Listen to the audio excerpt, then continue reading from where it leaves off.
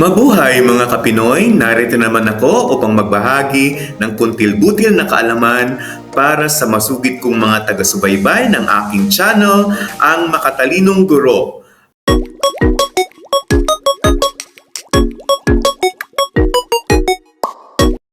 Ang tatalakayin ko ngayon ay ang pagsulat ng lathalain o feature writing. Ang pagsulat ay isa sa pinakakumplikado at mapanghamong kasanayan na nangangailangan ng ibayong pagsisikap para ito ay matutuhan. Nawa ay makatulong ang aking talakayan sa pagsulat ng lathalain para sa mga manunulat at sa mga magiging manunulat palang araw. Ano nga ba ang lathalain? Ang lathalain ay anumang paksa na kakaiba, popular o natatanging tao na tumatalakay din sa mga natatangi o popular na hayop, bagay, pook, programa o pangyayari na maaaring talakayin na naglalayong magbigay ng impormasyon, libangan at inspirasyon sa paraang kawili-wili at kapanapanabik. Isang uri ito ng sanaysay na nagpapaliwanag at nangangatwiran na sinusuportahan siyempre ng mapanghikayat na mga impormasyon batay sa obserbasyon, mga nabasa, narinig, napanood at maging sa mga karanasan, pakikipanayam o resulta ng pananaliksik. Pinagagalaw nito ang iba't ibang pandama ng tao. Maaring kayo ay matuwa, maiyak, magalit, matakot, mahikayat o kaya na may mabigyan ng babala o paunawa. At syempre sinasagot din nito ang mga tanong na paano at bakit nangyari ang mga bagay-bagay o mga pangyayari. Madalas napapanahon din ang paksa upang pumuko ng interes sa mga mambabasa. Ang lathalain ay nababasa sa mga pahayagan at magazine, ngunit sa ngayon ay nababasa na sa social media at sa mga blogspot dahil sa impluwensya syempre ng internet. Napapanood din ito sa mga telebisyon na tinatalakay ng ilang TV personalities o kaya naman ng mga program host. Syempre bahagi ito ng mga pahina sa pampaaralang pahayagan o school paper. At nalalapit na naman ang kompetisyon para sa pagsulat ng iba't ibang mga genre o akda na ilalathala sa mga pampaaralang pahayagan o school paper. At isa ito ang lathalain bilang isa sa mga uri ng sulatin na sinasalihan ng mga manunulat sa journalism o sa school's press conference. Ilan sa mga karaniwang paksa ng lathalain. Tingnan natin ang pwedeng paghanguan ng mga paksa na maaari niyong simulan ng sulatin na siyang inyong ilalathala sa inyong school paper. Una, maaaring ito ay profile ng mga kilala o popular na tao o personalidad, maaaring sa inyong mga paaralan, sa inyong komunidad o sa social media.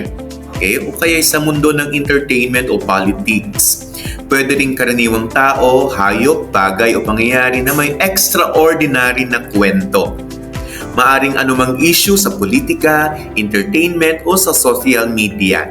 At syempre, ang mga paksa ay maaring trending. Trending na naging popular sa kultura natin. Halimbawa yung fashion o mga kasuotan, mga awitin, patok na mga pelikula, pagkain o sa mga restaurant, mga awitin o music o mga musika at iba pa na magiging interesante sa mga mambabasa. Ano-ano yung mga dapat isaalang-alang sa pagsulat ng lathalain? Una, syempre nakabatay o nauugnay sa mga napapanahong issue, sa mga pangyayari o sa mga balita. Pangalawa, malaya ang estilo. Wala itong sinusunod na forma, struktura, at wala ding tiyak na haba. Hindi dapat bilangin. Depende sa impormasyong nais mong ibahagi. Pangatlo, interactional o conversational ang pagkakalatag ng mga pahayag na parang nakikipag-usap ka sa iyong kaibigan o karaniwang tao.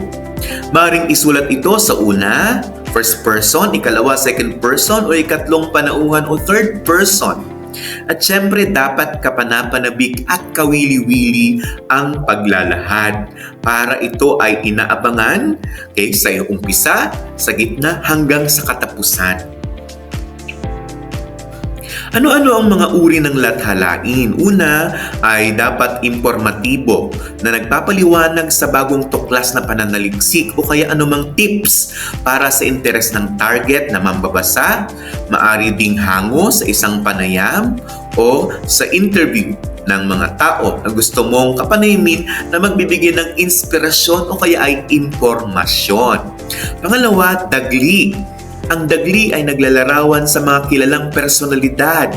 Halimbawa, syempre ang personalidad o anumang tao na nagsasalaysay ng mga kwento mula sa hirap na nagtagumpay o guminhawa sa buhay, o from rags to riches, sabi nga, o anumang may heroic deeds. Pangatlo ay ang news feature o hango sa balita na gumigising ng kamalayan gaya halimbawa ng isang tao o isang aso na nagligtas ng buhay mula sa sunog o sa aksidente. Hindi ba ito ay hindi pangkaraniwan na pwede nating ibalita na nakapupuko ng interes sa sino mang manonood o mambabasa? Sunod, pang-apat ay historical o pangkasaysayan gaya halimbawa ang inyong paaralan ay magdiriwang ng kanilang selebrasyon ng ika-75 o ika-100 anibersaryo. O kaya ay maaari mong ilatag o ilahad, isalaysay ang pinakamatandang nabubuhay na tao sa inyong komunidad, sa inyong paaralan, o sa lipunan ng iyong kinabibilangan, o anumang maaaring isali sa Guinness World Record. Panglima, syempre panlibangan. O anumang paksa na trending sa social media na nakatutuwa o nakaaaliw. At syempre pang-anim, maaring ito ay batay sa sariling karanasan na malayang inilalahad o sinasalaysay ang mga naging karanasan na maaring magbigay ng inspirasyon o magpagising ng kamalayan sa sinumang mambabasa. Ang lathalain syempre ay dapat may mabisang istruktura. Anumang akda naman talaga, anumang sulatin ay may dapat na istruktura o paano ito inuorganisa ang mga kaisipan. Dapat may umpisa o simula, may gitna o katawan at may wakas. May mapanghikayat o nakapanghikayat na panimula na maaaring magsimula sa rhetorical questions o tanong na mahirap sagutin. Pangalawa, maaring mga ulat panggulat na hango sa mga balita. Sunod, isang anekdota. Pag sinabi nating anekdota, isang bahagi ng kwento ng isang tao o kaya ay dialogo sa isang kwento o humango ka lamang ng isang bahagi ng dialogo o kwento sa isang buong salaysay o talambuhay o maikling kwento na nabasa mo. Sunod ay direct quotation na nakapanggigising ng kamalayan. Pwedeng sinipi mo sa internet, kaya ay narinig mo mula sa mga kilalang personalidad na maaaring magamit mo bilang umpisa na kaugnay sa iyong paksa. Maaari ding sunod-sunod na sitwasyong nauugnay sa paksa gaya ng mga problema o sitwasyon na siyang pagsunod-sunodin mo upang parang mga Armalite na magbibigay ng hudyat na ito yung mga mahalagang punto na nais mong talakayin sa iyong lathalain. Siyempre, may komprehensibong katawan na may saysay na maaring ilahad sa paraang denotatibo o konotatibong definisyon o pagpapakahulugan. Pag sinabi nating denotatibo, ito ay pagpapakahulugan hango sa diksyonaryo o kaya ay konotatibo, depende sa konteksto na nais mong ipaliwanag. Doon sa konseptong gagamitin mo sa iyong lathalain. Maaari din namang pag-iisa-isa ng mga halimbawa na magbibigay linaw sa konseptong tinatalakay mo. Sunod ay paglalahad ng mga nasaliksik na may angkop na citation. Ayon kay, alinsunod sa, sang-ayon sa. Yun yung mga magbibigay ng malinaw na paliwanag at magpapaniwala, okay, sa mga mabasa dahil humango ka ng mga kaisipan mula sa mga eksperto. Maaari din namang pag-uugnay sa isang maikling salaysay, pagbibigay ng opinyon o katwiran na magbibigay linaw sa paksa o isang pag-aanalisa. So magbibigay ka ng analysis sa paksang tinatalakay mo na siksik, liglig at umaapaw. Dahil ang lathalain, sabi ko ay malaya. Okay? Maaari kang gumamit dito ng mga idioma, ng mga tayutay na magbibigay ng mabulaklak o mabangong mga pananalita na magpapagising sa kaisipan o kamalayan ng iyong mambabasa. Maaari namang magtalakay ka sa pamamagitan ng estratehiyang sanhi at bunga at problema at solusyon. At syempre dapat magwawakas ito sa pamamagitan ng makatas na pahayag na maaring isang siniping kasabihan, parang yung estilo mo sa pagsisimula o pahayag mula sa isang personalidad. Tanong rhetorical, pwede ka ring magtapos sa rhetorical questions. Pwede rin namang isang anekdota din, okay? O bahagi ng isang kwento. Pwede rin namang pag-uulit din ng mga salita o pahayag. Parang kung ano yung ginawa mo sa simula, pwedeng ganun din yung estilo mo sa pagwawakas. So may sarili kang estilo sa paglalahad ng iyong mga kaisipan. Pagbibigay diin sa naging pahayag sa panimula ay maaari din mang bahagi ng estilo sa pagsulat ng lathalain o kaya ay makatawag pansing konklusyon. Kailangan mag-isip ka talaga ng makatas na pahayag na magwawakas sa iyong lathalain, na mag-iiwan din ng kaisipan, ng tanong sa mga mambabasa. So narito ang isang halimbawa na kinuha ko sa isang module namin sa aming paaralan, okay, na ang pamagat ay Ang Pag-iyak ay Hindi Kahinaan ni J.R. de la Cruz. Actually, yan ay sagisag panulat na ginamit ko, okay, para sa lathalaing ito. Okay, ganito ang sinasabi ng lathalain na ang pamagat Ang Pag-iyak ay Hindi Kahinaan. Iyakin ako, totoo yan. Kahit sabihin pa nila ng paulit-ulit ay hindi ko mapigilan. Likas ito sa akin. Lagi nilang sinasabi sa akin ng aking mga kaibigan, walang iyakan ha? Pinapagalit ako noon ng aking nanay at sinasabing, kay lalaki mong tao, iyakin ka. Bata pa lamang kasi ako ay iyakin na. Lagi kasi akong pinapalo ng tatay ko.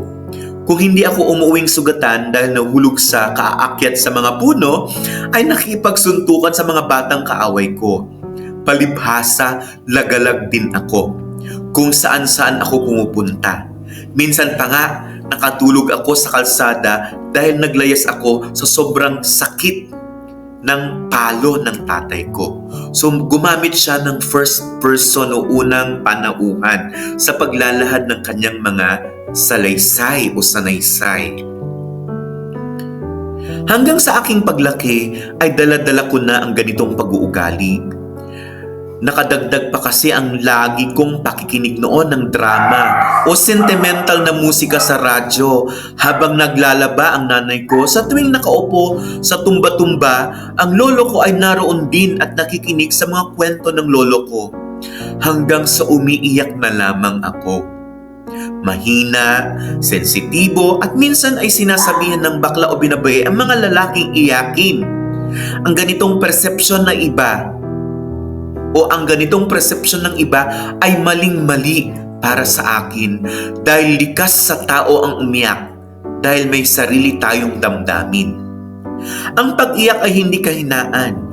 Masarap ang pakiramdam matapos mong maibuhos ang iyong emosyon sa pamamagitan ng pag-iyak at nagiging kalmado ang iyong utak at ng iyong puso matapos masaling dahil sa galit at sobrang lungkot o pagkatuwa. Lumuluwag ang dibdib mo dahil sa mga pangyayaring agad ay hindi mo matanggap dahil minsan hindi naman totoo. Ang pagluha ay paglilinis ng anumang marumi o masamang bagay na nasa loob natin. Sabi nga, soap is to the body and tears are to the soul. Kaya tama lamang ang umiyak at ilabas ang negatibong elementong bumabalot sa ating katawan na nagdudulot ng sobrang pagkahabo. May mga taong lasenggo dahil sa dami ng problema.